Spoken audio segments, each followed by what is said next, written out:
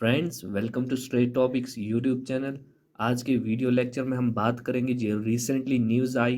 Road transport highway minister Nitin Gadkari ji के द्वारा parliament से कि फेब that government plans to implement a new highway toll collection system based on global navigation satellite system before the model code of conduct for the 2024 election kicks in कि government of India के द्वारा एक नया system implement किया जा रहा है highway toll collection system के लिए, जो ग्लोबल नेविगेशन सैटेलाइट सिस्टम के आधार पर बना हुआ होगा। विद इन 6 मंथ्स इस तरह का स्टेटमेंट्स भी आ चुका था कि within 6 months India will implement a GPS based system to replace toll tax plazas. Nitin Gadkari ji ने ये कहा था। आज के वीडियो लेक्चर में हम कुछ टॉपिक्स पे डिस्कस करेंगे जो कि सैटेलाइट सिस्टम्स के रिलेटेड है।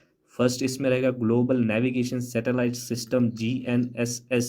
Second GPS aided geo augmented navigation GAGAN जो कि इंडिया की तरफ से है। और फास्टैग ऑथेंटिकेशन सिस्टम को रिवाइज करेंगे कि फास्टैग होता क्या है। फोर्थ टॉपिक हम करेंगे कि most important Indian regional navigation satellite system RNSS। Global navigation satellite system GNSS के ऊपर बात करते हैं कि इस प्रकार का सैटेलाइट सिस्टम रहता है जो नेविगेशन पर्पस के लिए बनाया गया हो और उसकी कवरेज रीजनल भी हो सकती है, ग्लोबल भी हो सकती है। अब GNSS यहाँ पे ग्लोबल कवरेज देता है जो कि नेविगेशन सैटेलाइट सिस्टम रहेगा ग्लोबल कवरेज के लिए। सैटेलाइट नेविगेशन और सैट नैव सिस्टम भी इसे कहा जाता है। Satellite navigation system is a system that uses satellites to provide autonomous geo positioning. जैसे कि मैंने आपको बता दिया, इस तरह का सैटेलाइट सिस्टम रहता है पूरे विश्व में। इसके रिलेटेड जियो पोजिशनिंग दे पाता है। जो satellite navigation system with global coverage देगा उसे ग्लोबल नेविगेशन सैटेलाइट सिस्टम कहा जाता है, GNSS। As of 2023 last year तक जो भी अपडेटेड सिस्टम्स हमारे पास इंफॉर्मेशन आई है कि ग्लोबल नेविगेशन सैटेलाइट सिस्टम किस किस कंट्री के पास है, उसमें से फर्स्ट आता है यूनाइटेड स्टेट्स, जिसका GPS global positioning system. GPS बहुत ही फेमस है, इसके बारे में आपने पहले से पढ़ा होगा, ये बहुत फेमस है वर्ल्ड वाइड। रशिया के related global navigation satellite system GLONASS and China's BeiDou navigation satellite system. And European Union के पास अपने space agency, European space agency के द्वारा गैलीलियो है, ये भी ग्लोबल नेविगेशन सैटेलाइट सिस्टम में आता है। इस प्रकार से कि चाइना के पास भी ग्लोबल कवरेज वाला सैटेलाइट सिस्टम है, यूरोपियन यूनियन के पास भी एक नेविगेशन पर्पस ग्लोबल कवरेज लेता है, रशिया के पास भी ग्लोबल बेस्ड है, यूनाइटेड स्टेट्स के पास भी ग्लोबल बेस्ड है। अब रही बात हमारी भारत की, इंडिया की, हमारे पास अभी रीजनल बेस्ड है जिसका नेविक नाम है, और जापान के पास है रीजनल QGSS। अब बात करते हैं जो first satellite navigation system, only navigation system based on satellite was at Transit. इसका नाम ट्रांजिट था। A system deployed by the US military in 1960s में USA के द्वारा बनाया गया था, US मिलिट्री ने डिप्लॉय किया था, जिसका नाम ट्रांजिट था। ये first satellite based navigation system था। इसकी फ़ोटो यहाँ पे रख दी है मैंने। ये रिटायर हुआ 1996 में। और जो US का फेमस सैटेलाइट है ग्लोबल पोजिशनिंग सिस्टम GPS, वो इस प्रकार का है, ग्लोब के बाहर रहता है, जो कि पूरे विश्व के चक्कर मारता है। और कुछ सैटेलाइट अन्य प्रकार के सैटेलाइट्स रहते हैं जो कि मोर देन 30 सैटेलाइट्स है, उनके साथ इंटरकनेक्टेड रहता है। उसके बाद ग्लोबल पोजिशनिंग या जियो पोजिशनिंग में काम आता है। ये US स्पेस फोर्सेस के द्वारा ग्लोबल पोजिशनिंग सिस्टम है। अब इस प्रकार से स्पेस में जियो स्टेशनरी अर्थ ऑर्बिट जो रहता है, इसमें हमारे गैलीलियो GPS, GLONASS या GLONASS और बाइडियो, ये इस प्रकार के जो ग्लोबल नेविगेशन सैटेलाइट सिस्टम्स है, इस प्रकार के यहाँ पे ऑर्बिट में चक्कर मारता है और इस प्रकार की इनकी स्पीड रहती है। ये उस चीज़ का एक जियो स्टेशनरी सैटेलाइट बेस्ड ग्राफ यहाँ पे डाल के रखा है।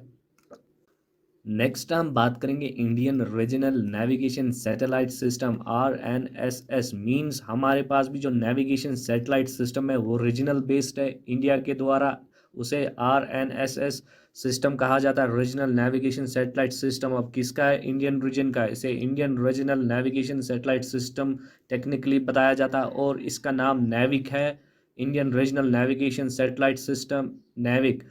इसको independent regional navigation satellite system के आधार पर बनाया गया था, डेवलप्ड बाय द इंडिया, हमारे भारत ने इसे बनाया था। It is designed to provide accurate position information service to users in India.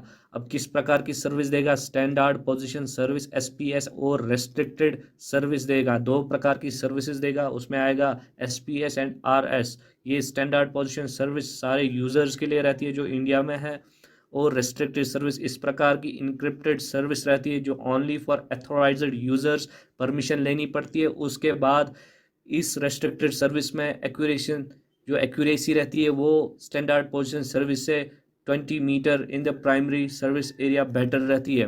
और इस प्रकार की एप्लीकेशंस इसकी रहती है, एक terrestrial, aerial, marine navigation, navy purpose आ जाएगा, डिजास्टर मैनेजमेंट के रिलेटेड भी रहता है, vehicle tracking and fleet management, integration with mobile phones, yes, precise timing, mapping and geodetic data capture, ये भी इसके द्वारा किया जाता है। Terrestrial navigation aid for hikers and travellers, कोई एडवेंचर रिलेटेड कोई लवर रहेगा वो हिमालयन की तरफ जाएगा, उसके लिए भी नेविगेशन पर्पस दिया जाएगा।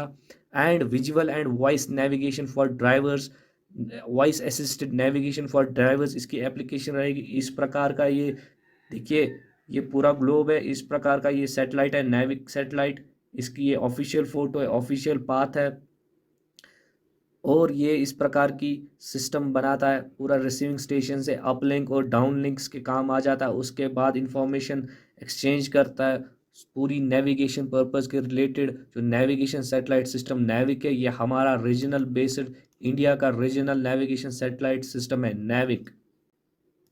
नेक्स्ट हम बात करेंगे GPS aided geo augmented navigation गगन।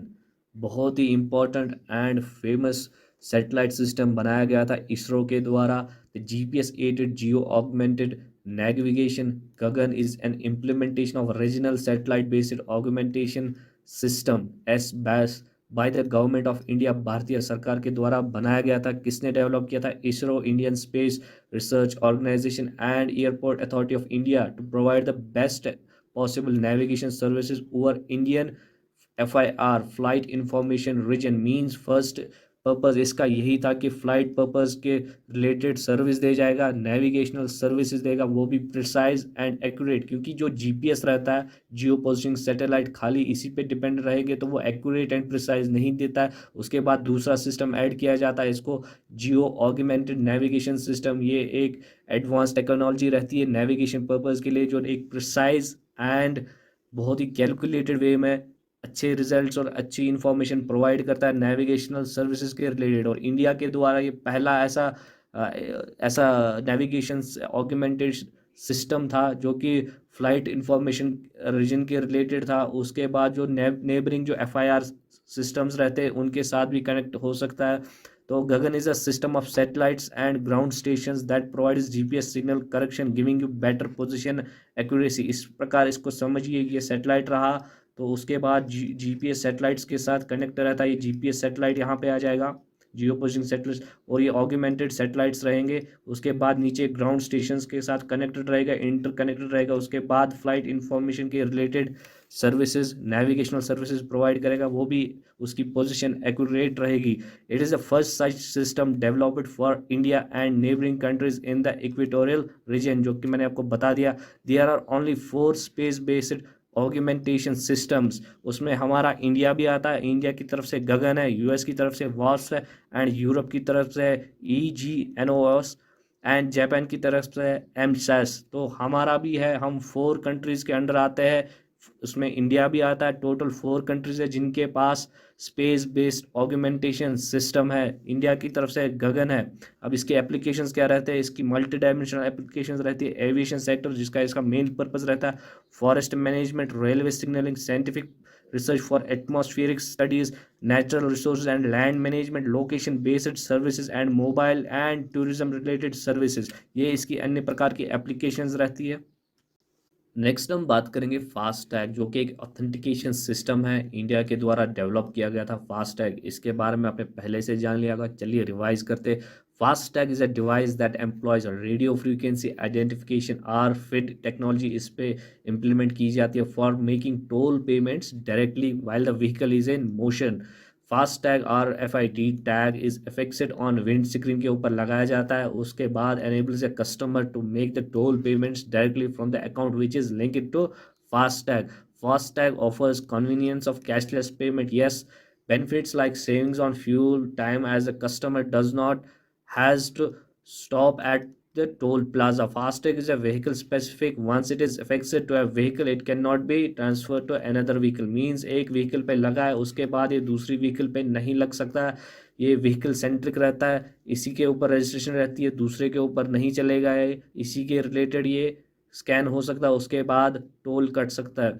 अब किसने डेवलप किया था, इनिशिएटिव लिया था नेशनल इलेक्ट्रॉनिक टोल कलेक्शन के द्वारा, national payments corporation of India NPCI के द्वारा। इनके साथ कोलैबोरेट करके उनको दिसंबर 2016 में बताया था कि सॉल्व कीजिए ये problem of traffic created by the manual toll collection. Manual toll collection की वजह से ह्यूज ट्रैफिक क्रिएट होता है, उसके बाद टाइम कंज्यूमिंग भी रहता है, फ्यूल कंजम्पशन भी हाई रहता है। तो इस चीज़ को पूरा डिजिटाइज करो, इलेक्ट्रॉनिक सिस्टम के द्वारा स्कैन करो। और उसके बाद फास्टैग की बर्थ हुई, ये इन्वेंट हो गया, तो इसे digitalize the tolls of India किया गया। इस प्रकार का रहता है, जब टोल के पास गाड़ी आती है उसके बाद स्कैन होता है स्कैनर से और टोल कट जाता है वाइल गाड़ी चल रही होती है, तो इसे फास्टैग कहते हैं, ईजी टू यूज़।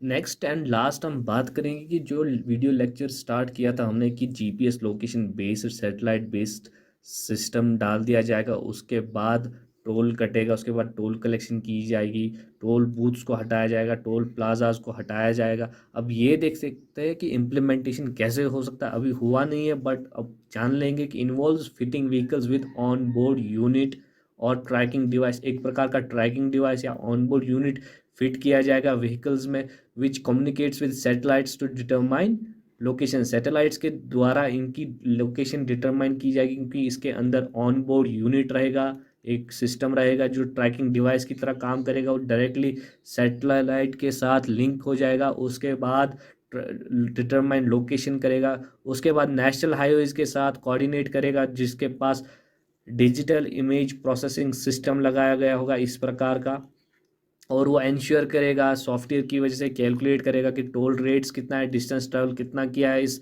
व्हीकल ने, कितना टोल कटेगा। तो उसके बाद डिडक्ट किया जाएगा डिजिटल वैलेट जो इसके पास रहेगा व्हीकल ओनर के पास, डायरेक्टली वहाँ से पैसा कटेगा। तो ensuring seamless and cashless transaction. तो ये प्रॉब्लम सॉल्व कर रहा है इस प्रकार से।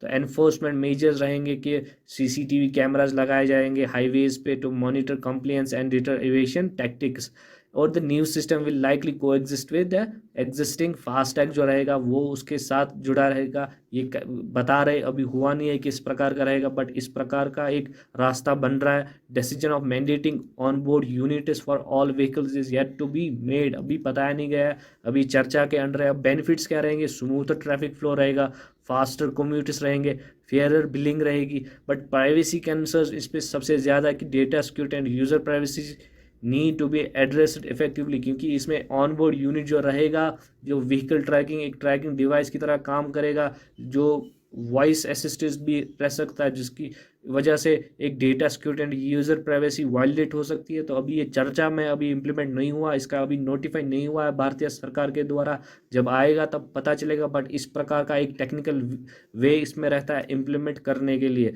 ये एक सैटेलाइट बेस्ड नेविगेशन सिस्टम के द्वारा जो टोल कलेक्शन किया जाएगा उस पर बात हमने आज की। तो आई होप आज का वीडियो लेक्चर आपको अच्छे से एंजॉय किया होगा। तो take good care of yourself. I will take the leave.